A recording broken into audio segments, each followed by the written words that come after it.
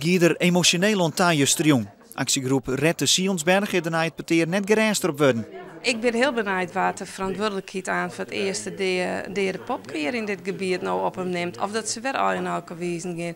Dus ik roep echt de politiek op om heel hard hiervoor aan het werk te gaan. En dit gebied veilig te stellen voor basiszorg. De Friesland liet nog 4 alternatieven voor de bettenzorg in Dokkum onderzoeken. Onafhankelijke zakkundigen zullen je zien. Op 21 maart worden de uitkomsten gepresenteerd. Wij baseren ons op het zorgbeleidsplan. Dat hebben we ook afgesproken met de inspectie afgelopen week. En daar stond in dat de tweede lijns zorg hier niet zou blijven. Maar we gaan het aan een aantal deskundigen voorleggen, de alternatieven. En als die alternatieven niet kwalitatief en veilig zijn, dan gaan wij naar de oplossing die goed is voor deze regio. Daar zullen wij zeker met een afvaardiging heen gaan. En wij zullen, denk ik wil ons eigen specialist onderwijzen. Diana Moonsen had ik zijn dat wij maar een specialist komen maaien.